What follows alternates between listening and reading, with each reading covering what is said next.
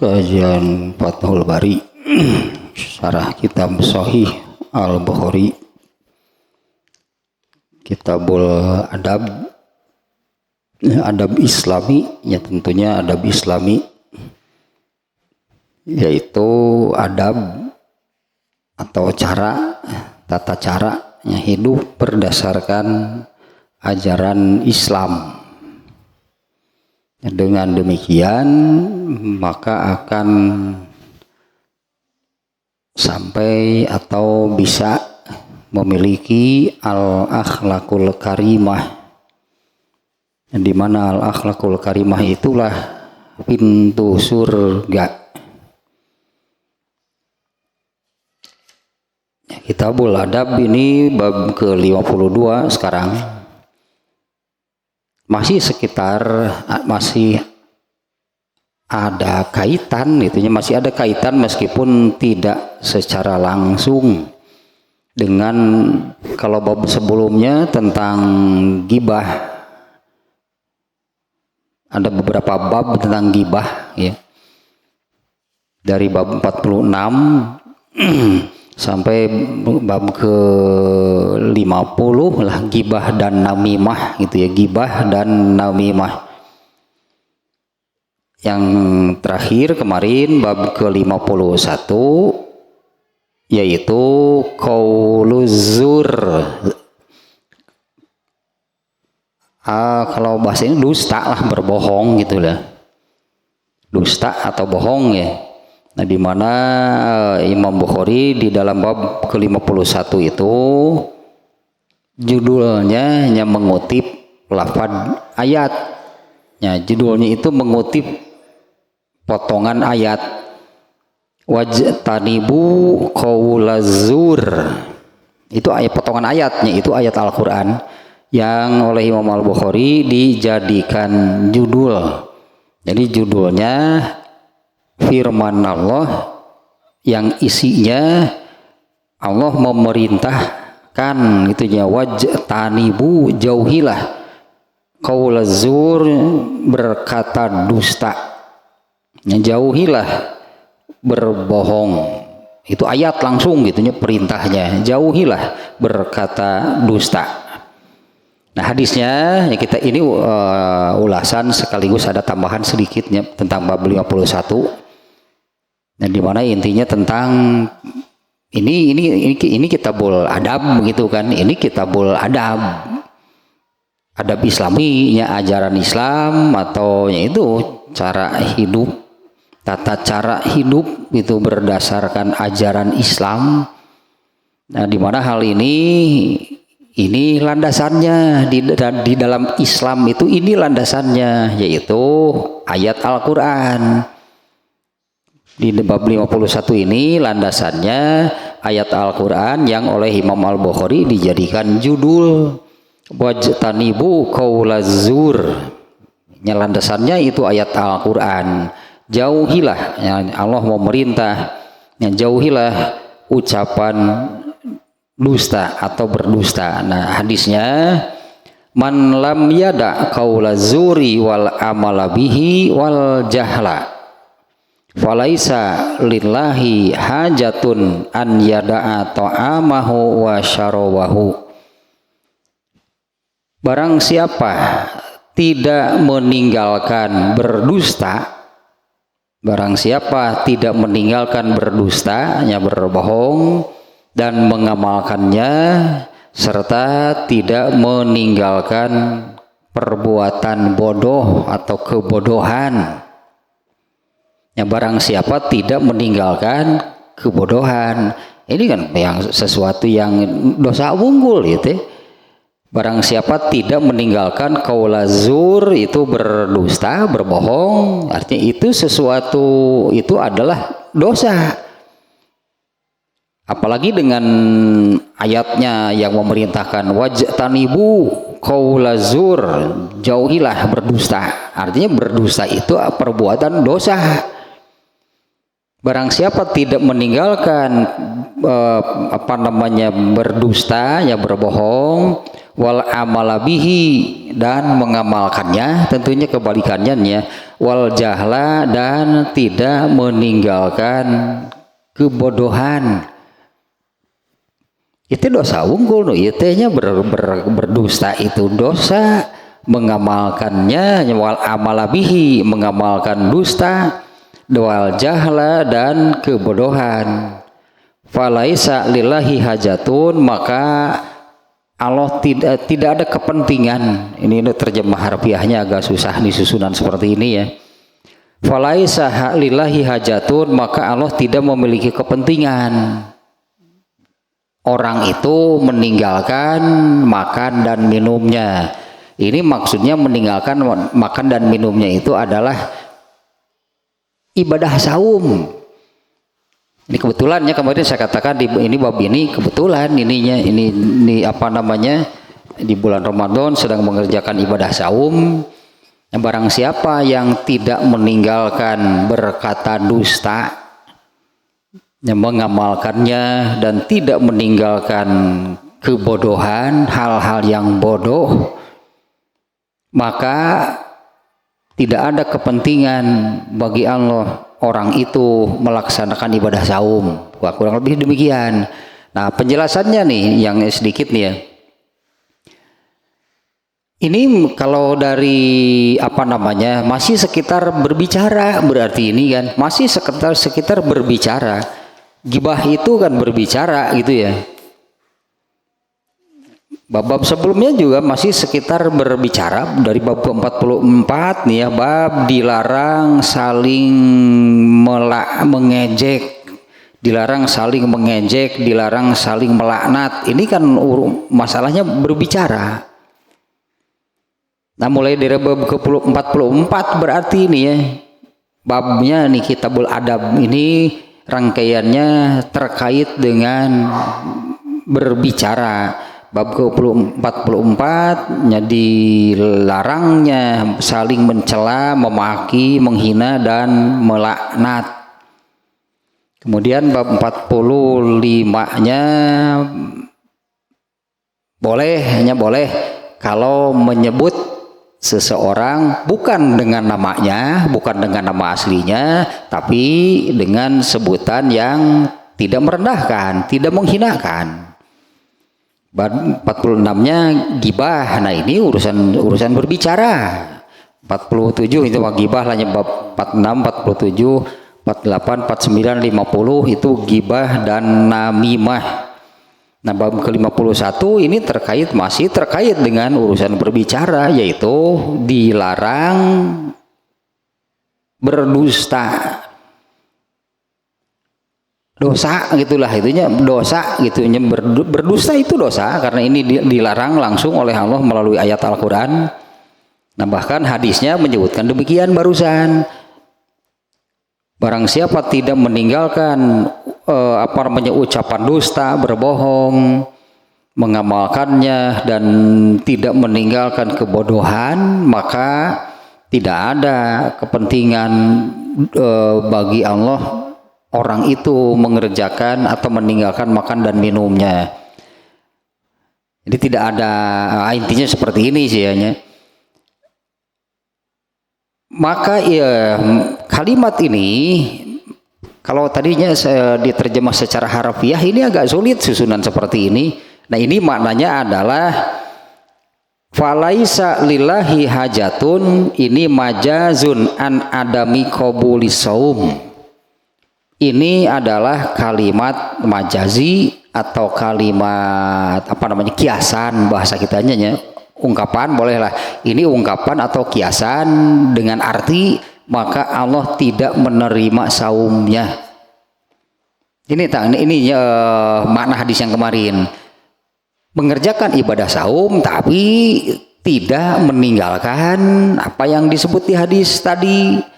Satu qaulu zur, al amalu bihi, wal jahla al jahlu, berkata dusta itunya, tidak meninggalkan itunya, tidak meninggalkan berdusta ya, artinya mengerjakan ibadah saum tapi tidak meninggalkan perbuatan atau perkataan dusta atau berdusta atau berbohong, maka Nah di ujung hadisnya itu dengan redaksi seperti tadi itu maksudnya adalah maka adamu qabulis saumi, itu ungkapan, itu kiasan dari atau dengan arti Allah tidak menerima ibadah saumnya.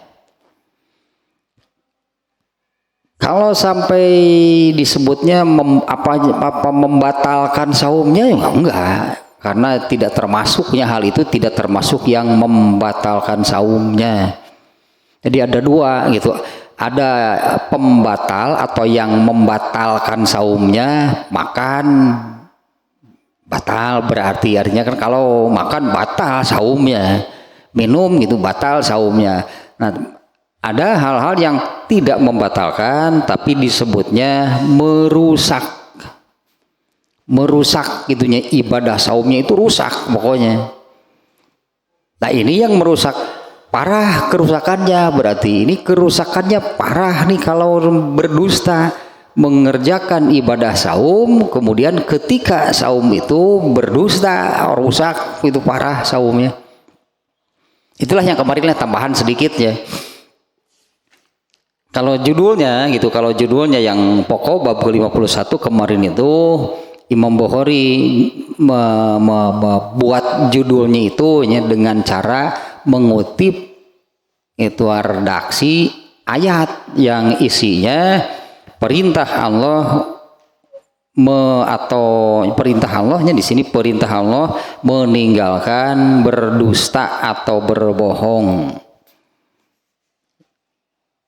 Nah dengan hadis yang seperti barusan, ternyata hadisnya ya memang ini terkait dengan ibadah saum. Ternyata berdusta berbohong itu kalau gitulahnya, kalau itu dikerjakan oleh orang yang sedang saum maka rusak saumnya, hancur saumnya ya, dengan ungkapan demikiannya wa falaisa lillahi hajatun an yada'a ta'amahu wa syarabahu, maka bagi Allah nggak ada kepentingan orang itu meninggalkan makan dan minumnya. Ya, itu sekali lagi itu bahasa kiasan, itu ungkapan bahwa kalau di sini disebut Ibnu Hajar Al-Asqalani menyebutkannya itu bahasa kiasan an adami qabuli saumi, bahwa saumnya itu tidak diterima, ya rusak. Allah tidak mau kan menerima ibadah saum yang orang itu mengerjakan ibadah saum itu tapi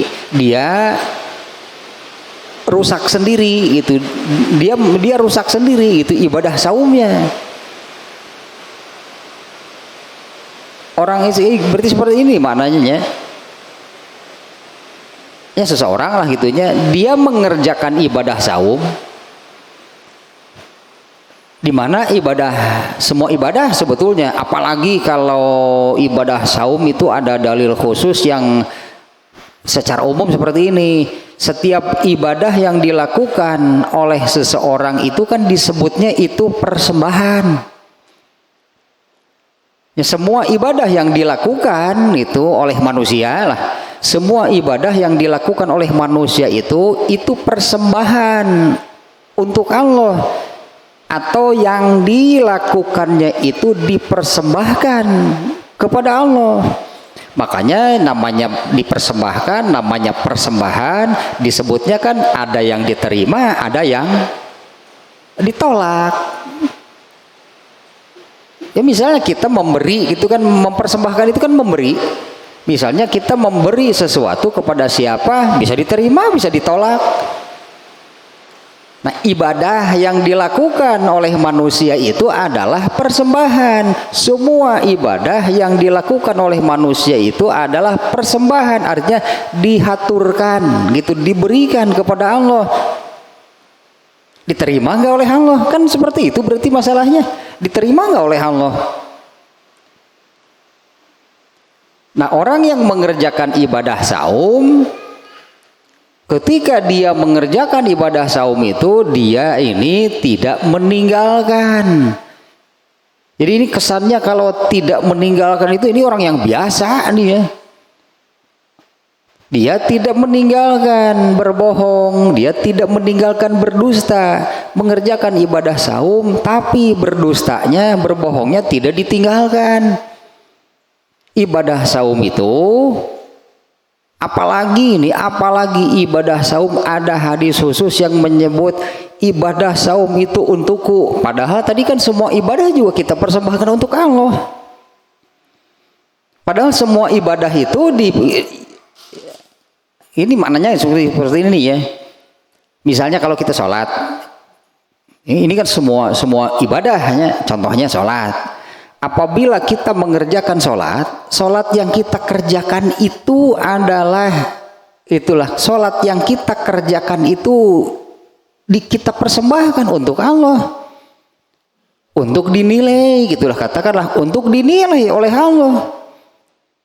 Nah, jangankan diberi nilai, jangankan dinilai lalu diberi balasan oleh Allah, ternyata kan ada yang ditolak oleh Allah persembahannya, tidak diterima oleh Allah. Ya, sholatnya ditolak, sholatnya tidak diterima. Kan logisnya demikian. Yang namanya mempersembahkan itu artinya kan memberikan. Yang namanya pemberian kemungkinannya ada yang diterima, ada yang ditolak. Nah, kalau yang mengerjakan ibadah saum tapi tidak meninggalkan berbohong, berdusta, maka orang yang mengerjakan ibadah saum itu merusak ibadah saumnya sendiri. Artinya orang ini mempersembahkan ibadah yang rusak kepada Allah, diterima nggak oleh Allah? Itu orang ini mempersembahkan itu ibadah saumnya ya. Orang ini mempersembahkan ibadah saum yang dirusaknya sendiri dengan berdusta, berbohong, dipersembahkan kepada Allah, ya pastilah ditolak.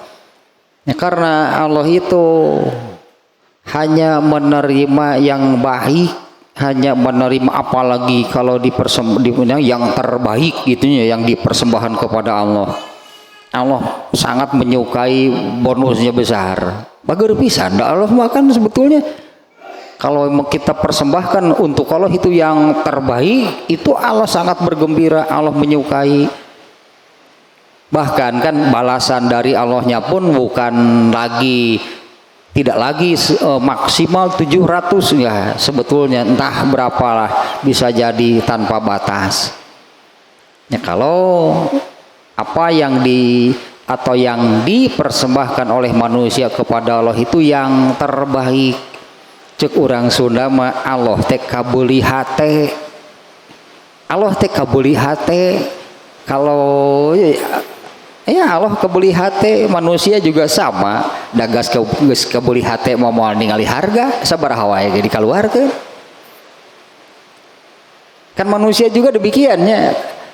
Geus kabuli hate teh misalnya kalau sudah menyukai suatu barang, ini harganya tidak normal, ini berlipat-lipat lebih mahal.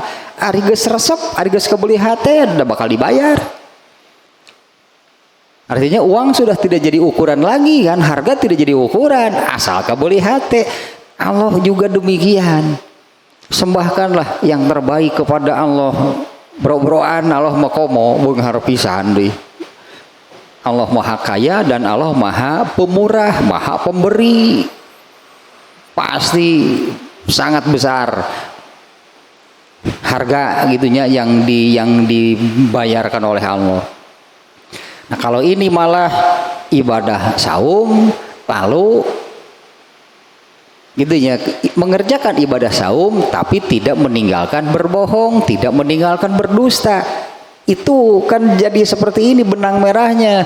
Orang ini mempersembahkan ibadah saum yang dirusaknya sendiri dengan berdusta, dengan berbohong. Kira-kira Allah mau menerima enggak? Yang dipersembahkan oleh manusia itu sesuatu, ya ibadah di dalam hal ininya sesuatu yang rusak, nggak akan diterima oleh Allah. Makanya diungkapannya demikiannya di hadis yang kemarin. Nah, itulahnya tambahan lah, ulasan dan tambahan sedikit. Artinya bukan hanya dengan tidak berdusta ya. ibadah saum yang kita kerjakan ini harus dijaga, harus betul-betul mulus gitulah. Jangan sampai ada hal-hal yang merusak. Ya harus mulus itu ibadah saumnya. Harus yang terbaik. Ya, yang apa namanya? Yang saum yang kita persembahkan kepada Allah. Bonusnya sangat besar. Itu bonusnya sangat besar. Apalagi Allah yang maha kaya, maha pemberi, maha pemurah. Sebetulnya apa sih yang tidak diberikan oleh Allah? Asal Allah nak kabuli hati, gitu sok itu asal Allah nak kabuli hati, bro-broan pisan Allah. Nah ini pelajarannya juga itu ya, jangan merusak ibadah saum yang dikerjakan. Jangan-jangan itu kan berharap dapat pahala yang besar, yang banyak, yang berlimpah, baru diterima juga enggak gitu kan, karena ibadah saum yang dikerjakannya itu dirusak sendiri. Di antaranya berartinya dengan hadis ini, yang merusak ibadah saum itu adalah berbohong, berdusta. Nah sekarang bab baru nih, bab yang ke-52, masih sekitar urusan berbicara. Nah, masih terkaitnya dengan masalah berkata, berbicara. Kita reviewnya ke nggak ada di sini sih. Kalau secara ini juga hanya sudah sering dan memang harus sering, sudah sering dan memang harus seringnya disampaikan, diulang lagi. Ini nih yang ininya mungkin masih ingat. Dari semua amal selama manusia hidup di dunia itu kan isinya amal. Itu kan apa manusia itu baru berhenti beramal apabila meninggal. Apabila seseorang meninggal, nih hadisnya kan iza matal insanu in qata'a amaluhu.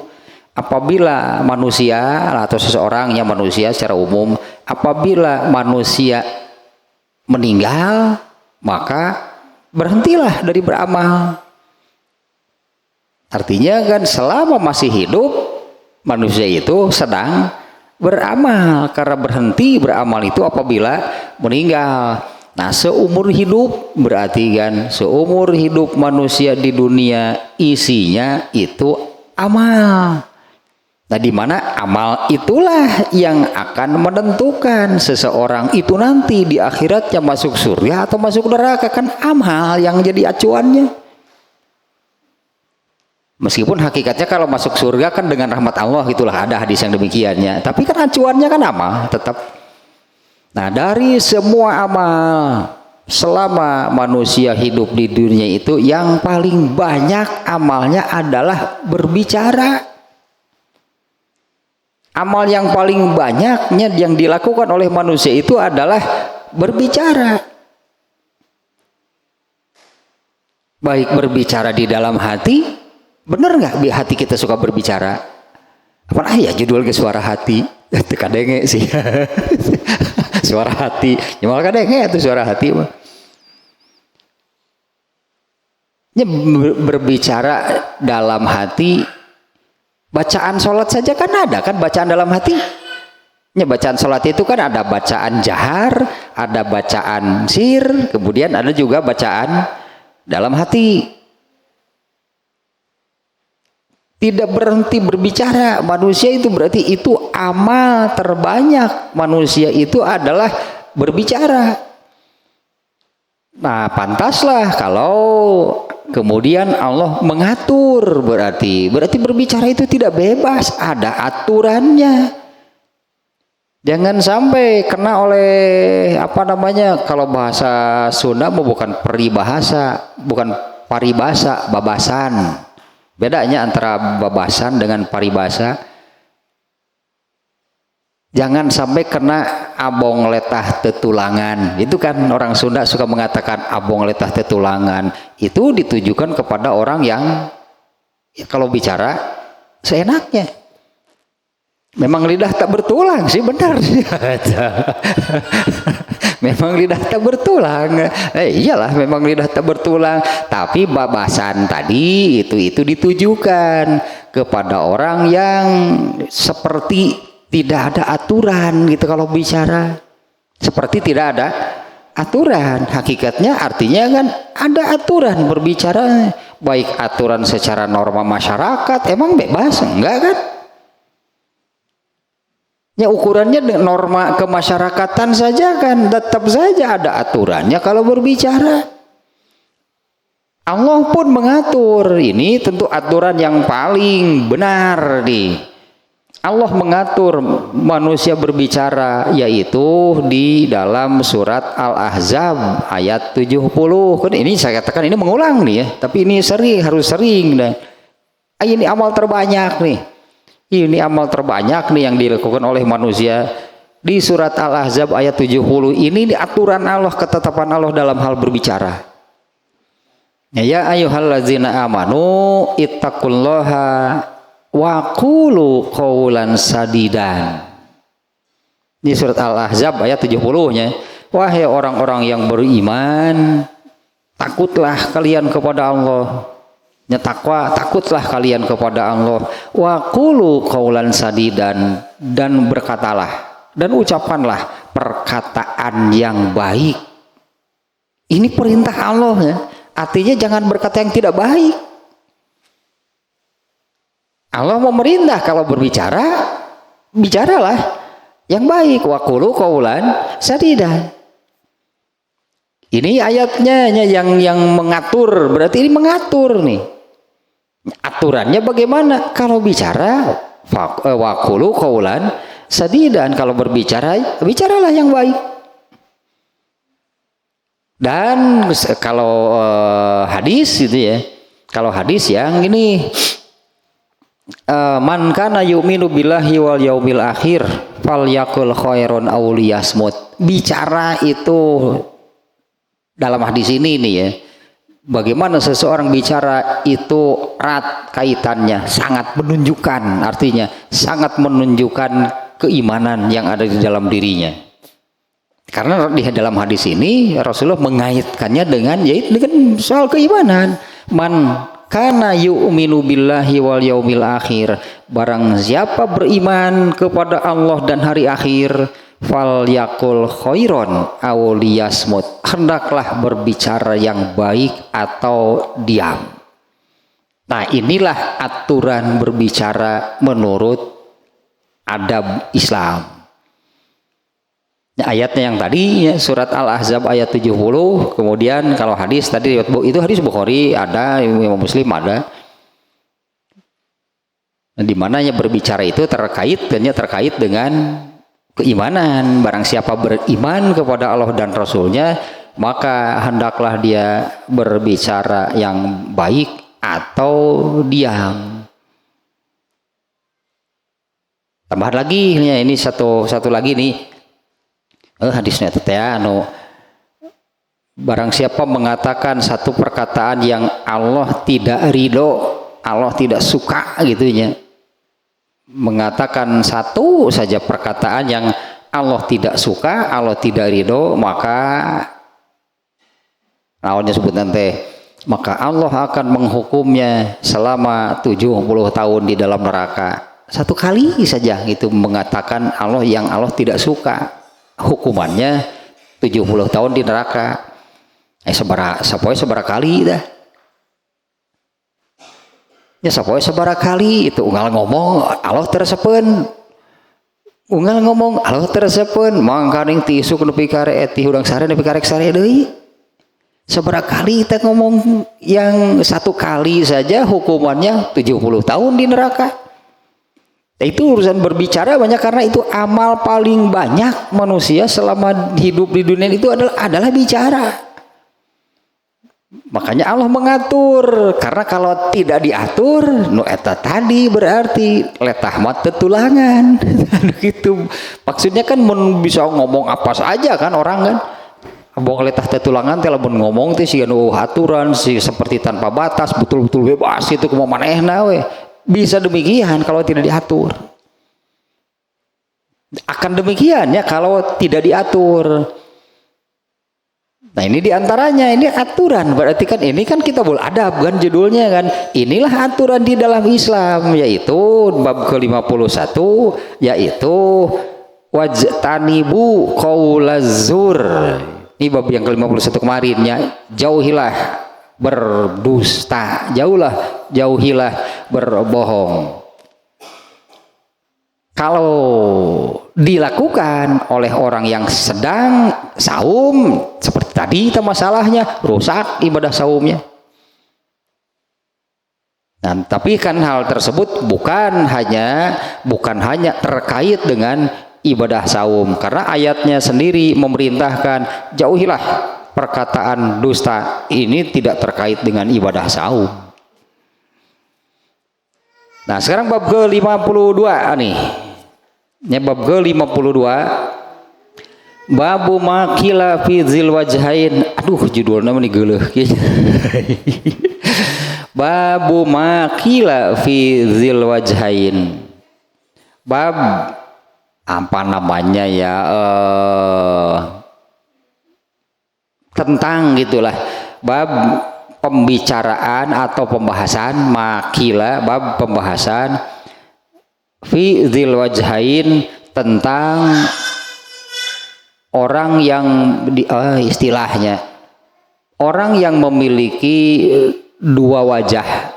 Dzil wajhaini dua wajah. Sebutan ini kan apa namanya, tepuguh rupa, bahasa orang nama tepuguh rupa, tepuguh kemana yang hareup teu jelas beungeutna gitu, tahu ungkapan-ungkapan dalam Sunda mah. Ini untuk orang-orang yang memiliki dua wajah, itu artinya kesana seperti apa, nanti ke orang yang berbeda beda lagi. Ini kan sangat erat dengan ini dusta, berarti kan dusta banget dusta banget nu ieu mah, kesana beungeutna beda. Beungeut A gitu nu ditemongkeun teh, ketika bertemu dengan siapa atau dengan kelompok yang lain, nah memperlihatkanlah wajah yang lain, bicaranya juga beda. Ini juga masih makanya masih erat kaitannya dengan ini tentang berbicara gibah, namimah, karena orang yang gibah, hanya orang yang gibah itu kan apabila kita mengatakan keburukan orang sesuai kenyataan, itu kan gibah. Tapi orang yang asik, yang suka gibah itu sangat sulit untuk tidak dibumbui, ditambahi eta dustana tambahanana. Dan panjang ngobrol nanti gitu, padahal hanya satu masalah, misalnya membicarakan keburukan si A tentang satu hal, tapi jadi panjang itu ngobrol teh, bumbuna tah nu loba mah, bumbuna nu loba mah masalahna mah hiji, tapi bumbuna tah eta bumbuna teh leuwihna eta nu bohongna. Sulitlah orang gibah tidak berdusta. Orang namimah juga sulit kalau orang melakukan adu domba tanpa ada dusta. Jadi kalau orang mengadu domba, pastilah di dalamnya itu ada dusta. Nah yang ini dzil wajhain ini, ya inilah si provokator, si oportunis. Orang kalau tidak bermuka dua tidak mungkin mengadu domba. Dan ini semuanya berpangkal kepada berdusta. Nah, orang yang bermuka dua itu artinya berdusta kan? Kenapa? Ketika bertemu dengan ini wajahnya, omongannya seperti itu. Ketika bertemu dengan kelompok lain, kok beda? Wajahnya beda, omongannya beda. Apalagi kalau di dalamnya dia ngomong ke sana seperti apa, ke sini seperti apa, dengan maksud supaya mereka ini kemudian bentrok, terjadilah perselisihan dan sebagainya. Ya itu kan namimah. Ya teh lingkaran setan sebutnya teh nu kieu teh, masih ada keterkaitan lah gibah namimah yang apa azur ini tadinya gibah namimah qauluzur kalau yang bab kemarin. Kemudian ini zil wajhain. Bahasa orang teh naonnya anu kitu teh nya anu nya ka ditu ngomong naon ka dieu beda deui. Panggih jeung sieu ngomong kitu, kepanggih jeung nu saja geus beda deui ngomongna teh. Nepi ka sebutan kan ini ada muncul lagi kan babasan. Kudu boga sakudua cenah ngobrol jeung si eta mah. Sebutan teh gitu. Kudu boga sakudua cenah ngobrol jeung si eta mah. Nah, ini yang zil wajhain ya. Nah, sekali lagi judulnya demikiannya babu makila fi zil wajhain, ini masih terkait dengan berbicara. Yang intinya adalah pangkalnya, pondasinya adalah ayat yang tadi. Coba kalau sejak pondasinya, sejak pangkalnya ayat itu diamalkan, bicaralah yang baik. Moal aya meureun nu kararieu teh. Kalau dari pangkalnya ya ayat itu ayat Al-Ahzab 70 itu diamalkan. Ya ayyuhallazina amanu ittaqullaha wa qulu qaulan sadidan. Coba ayat itu diamalkan. Ya wahai orang-orang yang beriman, takutlah kalian kepada Allah dan bicaralah dengan atau bicaralah dengan perkataan yang baik. Bab ke-53 nanti juga masih tentang berbicara. Bab 54 masih ini sekitar berbicara nih. Sekitar ada tentang memuji, itu ada yang saling memuji, ya itu dengan ucapan ini. Di hadisnya dulu nih bab ke-52 nya. Babunya judulnya demikian bab pembahasan gitulah tentang pemilik dua wajah. Sayanya gitu lah pemilik dua wajah. Di Arab bengen dua, di urang 10. Di urang 10. Di Jawa ada samuko. Di Sunda ada samuka. Beungeutna 10 kaditu kadieu udah bau unggal panggih ngomong nanti beda. Bari masalah nu sarua tapi udah beda wae ngomong nanti ngomong kasih masalah ieu teh kieu ngomong kasih B untuk masalah yang sama geus beda deui ngomong kasih C beda deui semuanya. Kenapa sih dia melakukan demikian? Semuanya untuk keuntungan pribadi, tah sebut oportunis teh. Jadi memanfaatkan berbagai macam kesempatan. Nah, bahkan kan yang disebut orang yang dengan sebutan oportunis itu orang yang menghalalkan segala cara asal tujuannya tercapai.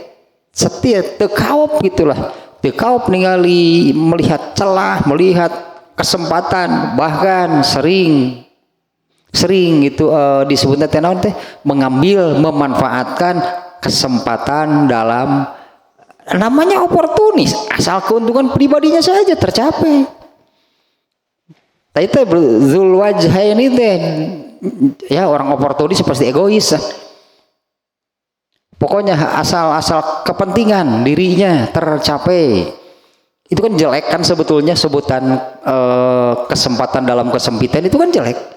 Ini artinya itu sih atuh keur harese keur ripuh sararea oge ieu teh keur itulah keur ripuh sedang kesusahan sedang sedih anger neangan keuntungan keukeuh we ngabati keukeuh we ngabati keur mencari keuntungan dirinya padahal dalam situasi misalnya juga orang lain ini sedang sedih, sedang sangat membutuhkan pertolongan dan sebagainya. Tetap saja orang oportunis kan berpikir mencari keuntungan pribadi.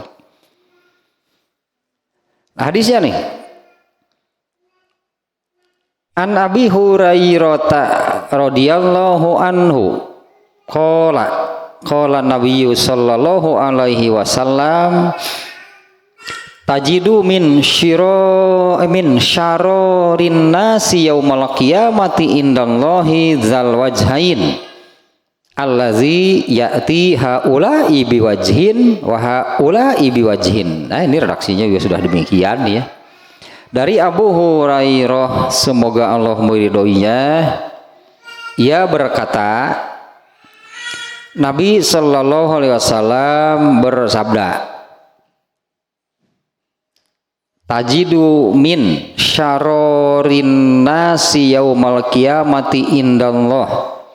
Kamu akan nanti, artinya ini nanti di akhirat gitu. Kamu akan mendapati nanti di akhirat. Kamu akan mendapati di antara orang-orang dengan kondisi paling mengenaskan, paling buruk gitu ya. Ini di antara, artinya bukan hanya ini, banyak hal-hal yang menyebabkan, artinya banyak nih hal-hal yang menyebabkan seseorang nanti mengalami kondisi yang amat buruk gitu di akhiratnya. Kondisi yang ya sangat buruk, mengenaskan. Misalnya begini nih, contohnya nih ya.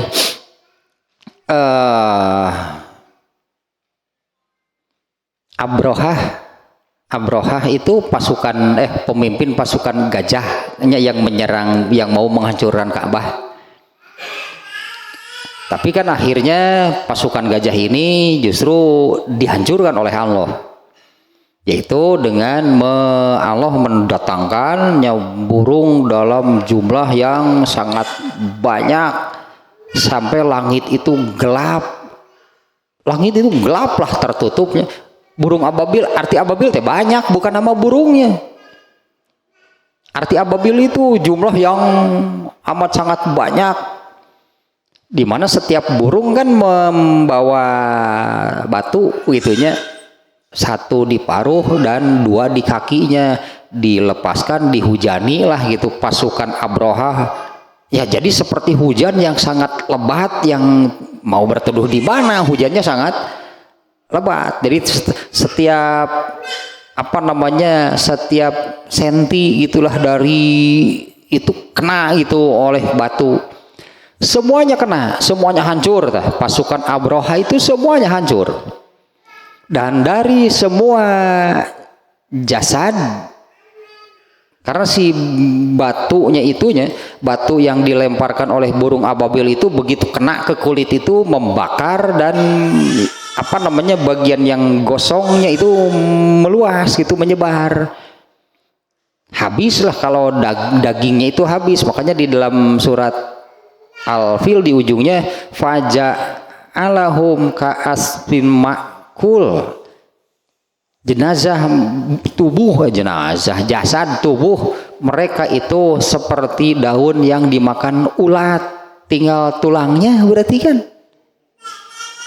Nah ini nih dari kisah tersebut, ternyata jenazah Abrohah lah yang jasadnya itu paling mengerikan, palingnya dengan akibat, padahal kan semuanya sama dengan dihujani batu, tapi jenazah Abrohah gitu oleh Allah itu dikondisikan menjadi jenazahnya paling mengerikan lah, paling mengerikan, paling mengenaskan gitunya, paling buruk kondisinya.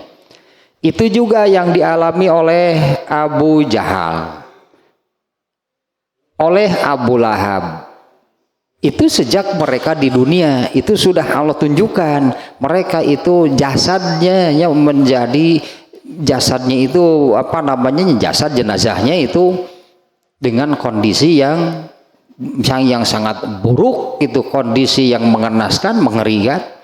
Nah kalau ini nanti di akhirat, nyatajidu min syarorin nasi yaumal qiyamah, kamu akan mendapati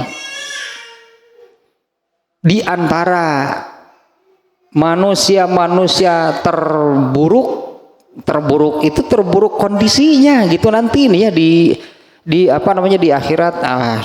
Iya lah contohnya misalnya belum lama ini kan di dalam kitab Buriqoq yang ini nih, di mahsyar itu kan awal mula manusia muncul di akhirat itu kan di mahsyar.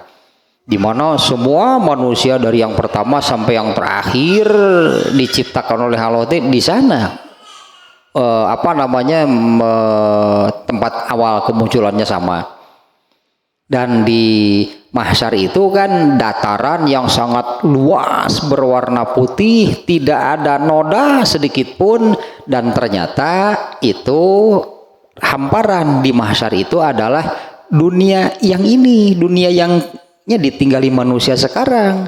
Nanti pada hari kiamat, ketika terjadi kiamat, dunia ini kan oleh Allah digenggam-genggam, kemudian dihamparkan jadi mahsyar.